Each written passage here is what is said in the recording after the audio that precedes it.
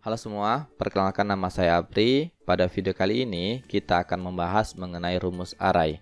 Rumus array ini sering juga disebut dengan rumus CSE. Disebut dengan rumus CSE karena setelah dibuatnya rumus, teman-teman harus menekan Ctrl Shift dan Enter agar hasil yang diinginkan itu akan keluar. Pengertian rumus array sendiri yaitu rumus yang dapat melakukan beberapa perhitungan pada satu atau beberapa item dalam array. Nah, untuk mengulang lagi apa itu array? Array itu adalah kumpulan beberapa sel. Kumpulan tersebut bisa beberapa row atau beberapa kolom, atau juga kumpulan dari row dan kolom itu sendiri. Jadi banyak sel. Jadi misalnya di sini saya ambil sel E5 itu satu sel namanya, bukan array. Tetapi ketika saya mengambil sama dengan dan saya blok seperti ini, itu nama array. Kenapa? Karena di dalam satu sel itu terdapat banyak data. Bagi teman-teman yang bukan pengguna Excel 365, untuk melihatnya bisa teman-teman blok, lalu teman-teman tekan F9 pada keyboard. Maka akan tampak data-data apa saja yang terdapat dalam array tersebut. Di sini saya escape-kan saja untuk memadikannya. Nah, ini disebut dengan array multisel. Saya hapus saja.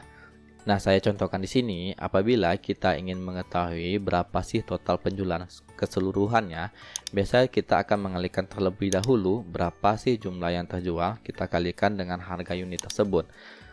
Kemudian kita tarik seperti ini. Kemudian biasanya kita akan menjumlahkannya. Maka akan didapatkanlah berapa sih total penjualannya, yaitu 1.550.000. Dengan menggunakan rumus array, kita tidak perlu melakukan langkah-langkah seperti ini. Kita cukup melakukan perkalian antara array jumlah terjual, lalu kita kalikan dengan array harga unitnya. Maka nanti pada sel H5 itu terdapat beberapa array yang merupakan hasil perkalian antara jumlah terjual dan harga unit, di mana hasilnya itu sama persis dengan kita menggunakan perkalian satu-satu seperti ini. Lalu hasil perkalian tadi kita bisa gunakan rumus sum untuk menambahkannya. Dan perlu diingat, bagi teman-teman yang bukan pengguna Excel 365, itu harus menekan tombol Ctrl Shift dan Enter agar hasilnya keluar. Maka hasilnya itu sama 1.550.000, sehingga proses yang panjang ini bisa kita persingkat dengan satu rumus saja, yaitu rumus array seperti ini. Nah, hasil rumus array ini yang hanya menghasilkan satu data itu disebut dengan array tunggal. Kemudian di dalam rumus array itu terdapat konstanta array namanya, baik secara kolom, row maupun row dan kolom. Misalkan kita mengambil data secara kolom seperti ini, dari B5 hingga E5.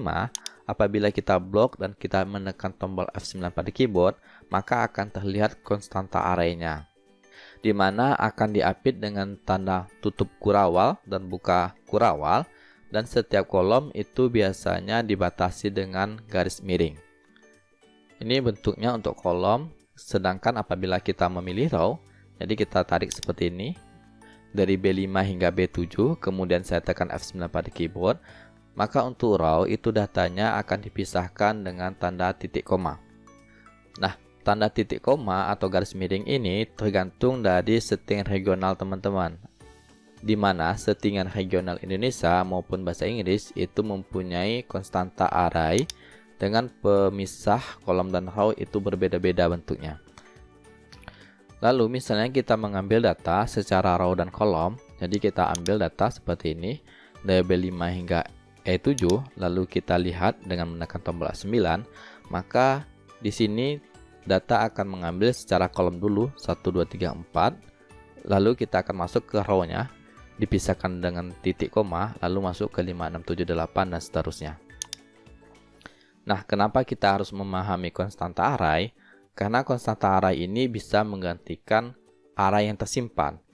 Misalnya di sini saya punya data ini adalah rumus VLOOKUP. Jadi ini rumus VLOOKUP ya. yang merupakan dari data array tersimpan di sebelah kirinya. Jadi apabila saya mengambil 2, maka akan mengambil data-data pada yang nomor 2. Dan apabila saya ambil 1, akan mengambil data-data yang nomor 1. Nah, di sini pada tabel array-nya itu saya menggunakan namanya array tersimpan.